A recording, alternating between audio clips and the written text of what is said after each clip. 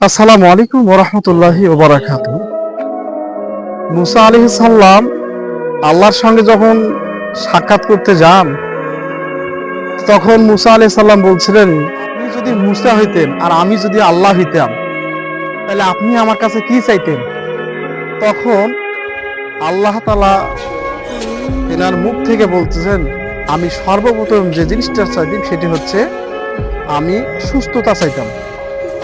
আমি সুস্থতা চাইতাম। তো সেখান থেকে বুঝতে পারলাম যে আল্লাহ স্বয়ং মুখ থেকে বলছে, ব্যাকগ্রাউন্ড হ্যাঁ, সুস্থতা কামনা করতাম। তাহলে আলহামদুলিল্লাহ, আমরা যারা অসুস্থতা আছি, অবশ্যই আমরা সব সময় শুকরিয়া আদায় করব। ভালো থাকলেও শুকরিয়া আদায় করব, মন্দ থাকলেও শুকরিয়া আদায় করব।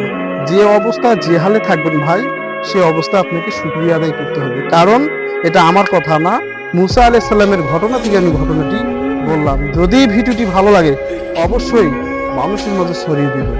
সকলকে অসংখ্য ধন্যবাদ।